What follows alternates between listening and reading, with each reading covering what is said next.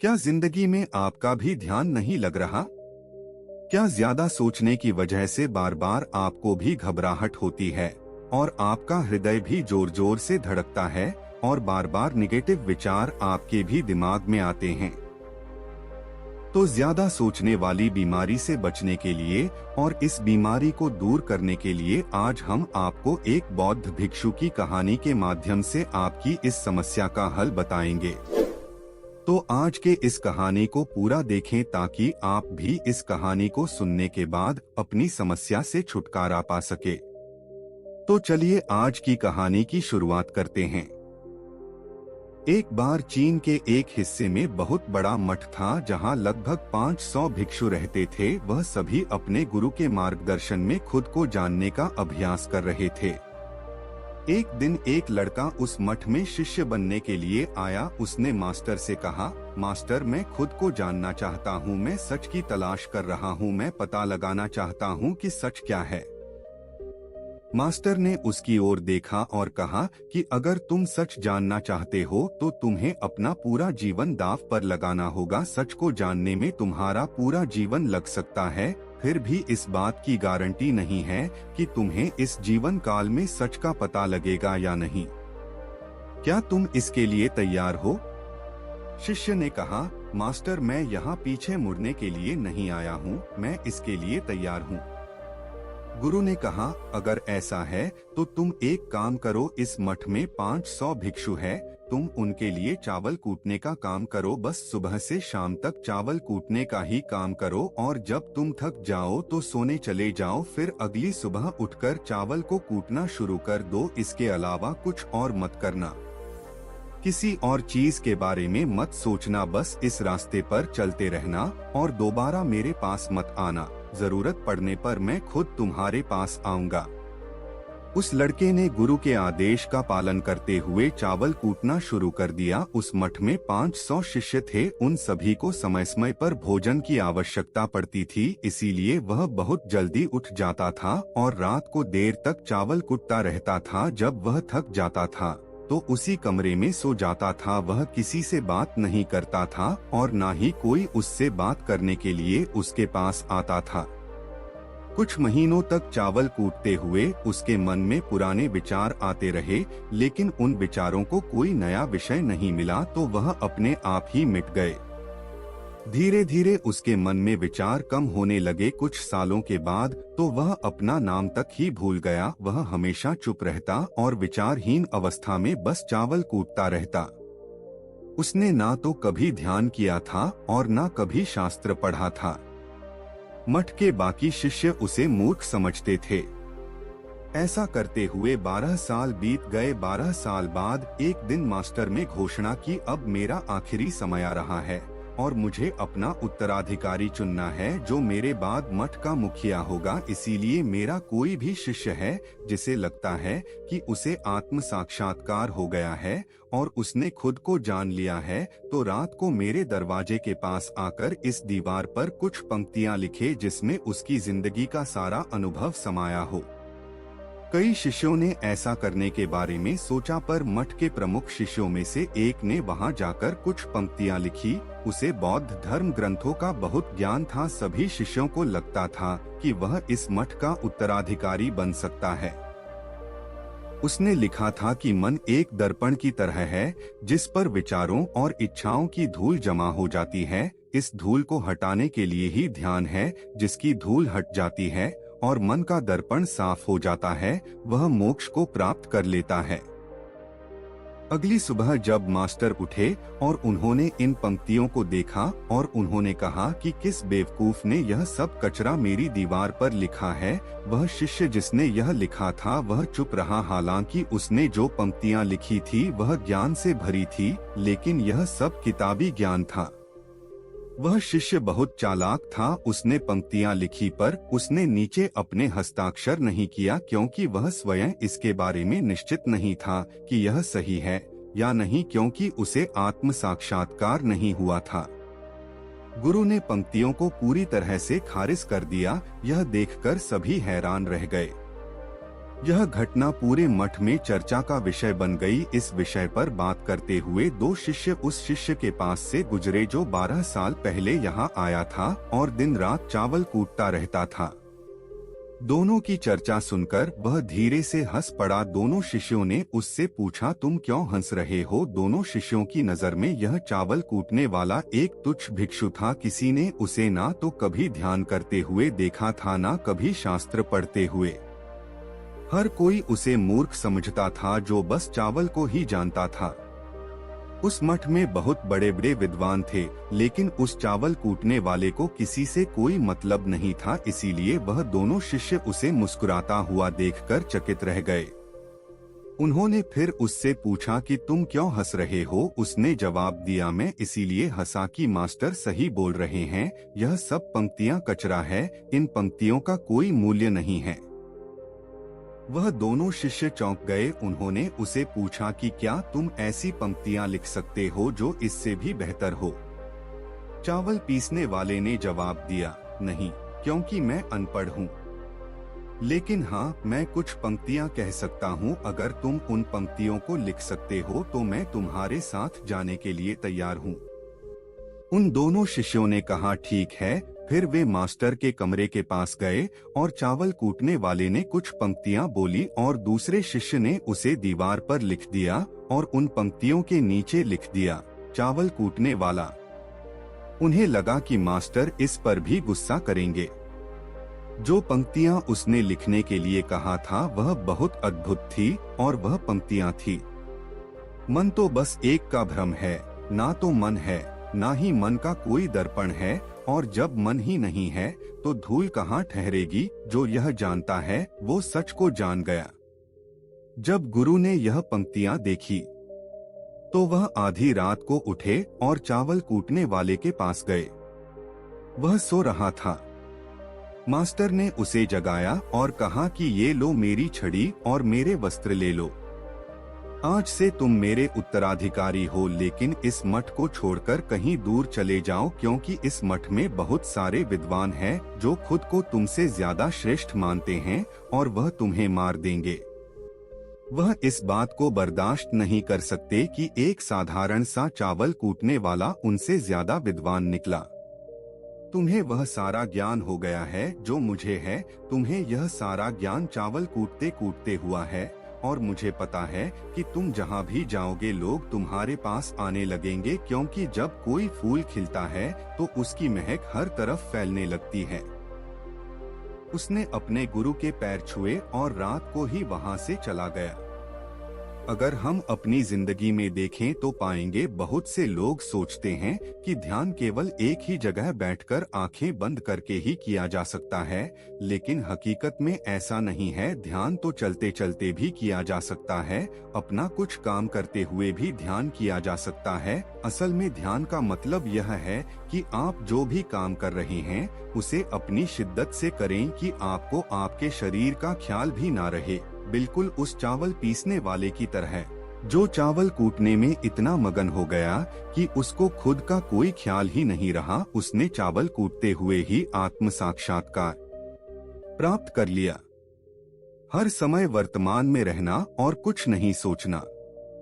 मन तब तक ही है जब तक विचार है। जब विचार ही नहीं रहेंगे तो मन भी गायब हो जाएगा। जब मन ही नहीं रहेगा तभी तुम अपने आप को अच्छे से जान पाओगे। असल में हमें अपने वास्तविक रूप को जानने के लिए कोई अन्य साधना करने की आवश्यकता नहीं है। हम जो कुछ भी कर रहे हैं बस उसमें हमें पूरी तरह से खो जाने की जरूरत है। अपने काम में इस कदर लीन हो जाओ कि आपका काम भी ध्यान बन जाए। ज्यादा सोचने वाले लोगों के लिए दूसरी रहस्यमयी कहानी अब हम आपको बताएंगे। तो चलिए कहानी की शुरुआत करते हैं।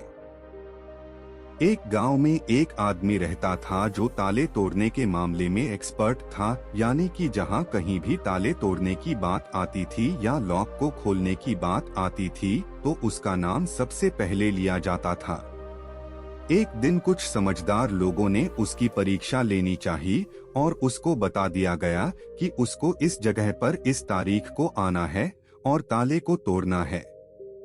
जब वह समय के अनुसार तय दिनांक को वहां पहुंच गया तो उसको प्रतियोगिता के नियम समझा दिए गए। उसको एक बॉक्स में बिठा दिया जाएगा और उस बॉक्स को पानी में उतार दिया जाएगा। उसको ताला खोलकर बाहर आना होगा। इस बीच अगर उसको लगता है कि लॉक उससे नहीं खुल पाएगा तो वह इमरजेंसी बटन को दबा सकता है और ऊपर आ सकता है, लेकिन वह प्रतियोगिता में हार जाएगा। उसने सभी नियमों की हाँ कर दी और पानी में चला गया। जैसे ही वह पानी में पहुंचा तो उसने जेब में से एक तार निकाला और लॉक को खोलने की कोशिश करने लगा।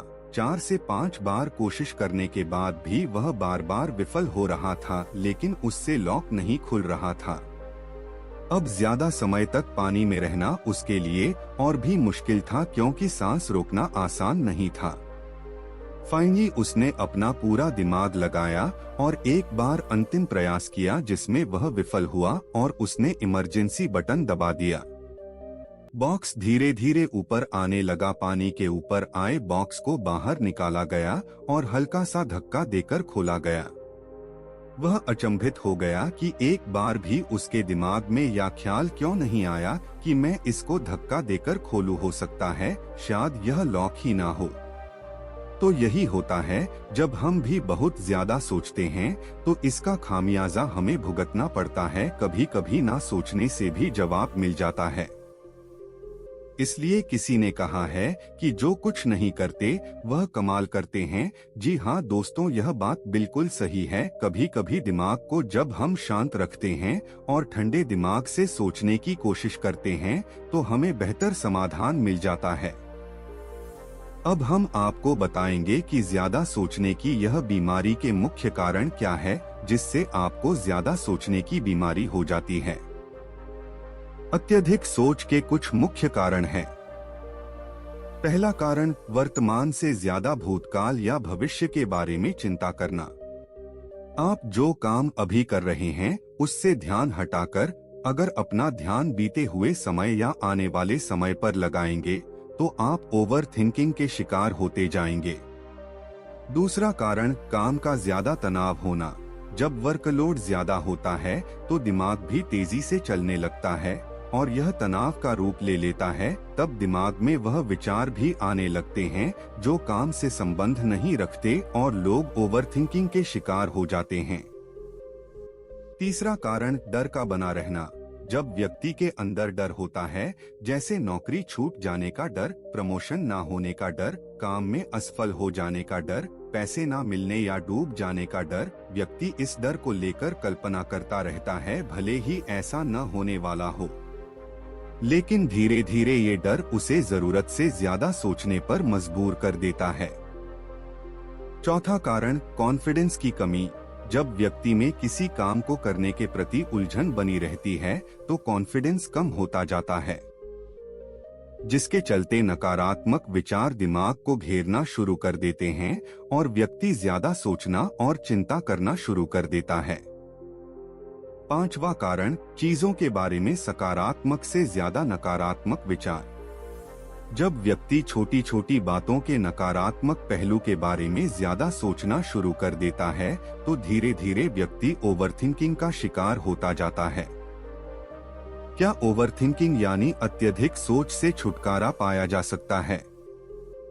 तो इसका जवाब है जी बिल्कुल, ओवरथिंकिंग यानी अत्यधिक सोच से छुटकारा पाया जा सकता है। हालांकि इसमें थोड़ा समय लग सकता है, लेकिन यदि आप नीचे दिए गए स्टेप्स को फॉलो करते हैं तो आप ओवरथिंकिंग की प्रॉब्लम से यकीनन छुटकारा पा सकते हैं। तो आइए जानते हैं कि ओवरथिंकिंग की समस्या से छुटकारा कैसे पाएं। ओवरथिंकिंग यानी अत्यधिक सोच से छुटकारा पाने के उपाय। यह सब जानते हैं कि पहले विचार दिमाग में आता है, फिर वह क्रिया का रूप लेता है। हमें कोई भी काम सोच समझकर करना बहुत जरूरी है और किसी काम को लेकर जरूर से ज्यादा सोचना और वह बातें भी सोचना जो काम से संबंधित नहीं है, आपको और आपके काम दोनों को नुकसान पहुंचाती है। इसलिए थिंकिंग प्रॉब्लम नहीं है, बल्कि ओवरथिंकिंग प्रॉब्लम है और इसे कम करना जरूरी है। तो आइए जानते हैं ओवर थिंकिंग यानी अत्यधिक सोच से छुटकारा या कम करने के उपायों का। पहला उपाय, स्वीकार करें कि आप जरूरत से ज्यादा सोचते हैं। इस बात को मन से स्वीकार करें कि आप ज्यादा सोचते हैं और आपको ऐसा नहीं करना है। जब आप इस बात को स्वीकार कर लेंगे तो आप इससे छुटकारा पाने के लिए अपने आप को तैयार कर लेंगे। आप ओवर थिंकिंग को लेकर जागरूक हो जाएंगे। जब भी आपको लगे कि दिमाग में फालतू विचार चल रहे हैं, तुरंत उसे वहीं रोक दो और यह सोचना शुरू करो कि आपने सोचना कहां से शुरू किया था। तब आपको मालूम होता जाएगा कि आप कितनी फालतू की बातें सोचकर अपना समय और शक्ति बर्बाद कर रहे हो। दूसरा उपाय, हमेशा सकारात्मक सोचने की कोशिश करें। क्या गलत हो सकता है की जगह क्या अच्छा हो सकता है। नकारात्मक विचार डराते हैं और आपका दिमाग चिंता से दौड़ने लगता है। जब आप उन नकारात्मक चीजों पर ध्यान केंद्रित करने लगते हैं जो कहीं हो गई, तो तब आप दिमाग के गुलाम हो जाते हैं। लेकिन जब आप सकारात्मक रूप से सोचते हैं तो दिमाग आपका गुलाम होता है। सकारात्मक रहने का मतलब यह नहीं है कि आप चीजों के सिर्फ एक पहलू को देखें, बल्कि सही और गलत दोनों पहलुओं को देखना जरूरी है। पर केवल नकारात्मक सोचना या ज्यादा नकारात्मक विचार आपको अनुचित सोचने पर मजबूर कर देते हैं। तीसरा उपाय, योग, ध्यान और व्यायाम करें। योग, ध्यान और व्यायाम मस्तिष्क और शरीर को स्वस्थ रखते हैं। ध्यान काफी लाभदायक है, इसे अपने जीवन का हिस्सा बनाएं।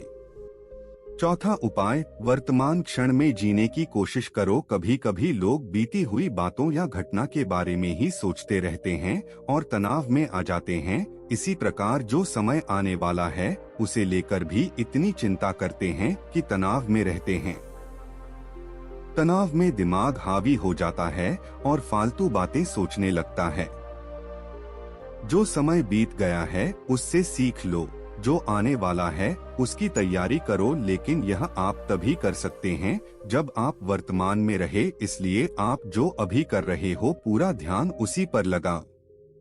पांचवा उपाय, जो बात आपको परेशान कर रही है उसे लिख ले।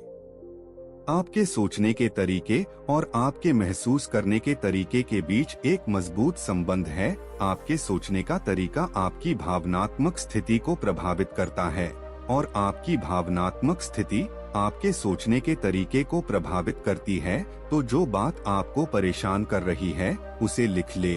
अब उस बात के बारे में यह लिखे कि यह आपको क्यों परेशान कर रही है। अब अपने आप से प्रश्न करें कि क्या इस समस्या का हल परेशान रहना है। यदि नहीं तो उसका हल ढूंढे, और यदि इसका कोई हल नहीं है तो परेशान रहने और सोचते रहने से क्या होगा। जब धीरे धीरे आप ऐसे करेंगे तो इस चीज की आपको आदत पड़ जाएगी और आप अनावश्यक सोचना बंद कर देंगे। छठा उपाय, अपनी भावनाओं पर नियंत्रण रखो। भावनाओं पर नियंत्रण रखने का मतलब यह बिल्कुल भी नहीं है कि आप अपनी भावनाओं को दबाएं, लेकिन आपको अपनी भावनाओं पर नियंत्रण रखना होगा। जब आप अपनी भावनाओं पर नियंत्रण रखते हैं तो हकीकत को देख पाते हैं। अनियंत्रित भावनाएं दिमागी विचारों को बेफिजूल गति प्रदान करती है। सातवां उपाय, चिंता नहीं चिंतन करें। चिंता ओवर थिंकिंग को जन्म देती है और चिंतन क्रिएटिविटी को जन्म देती है।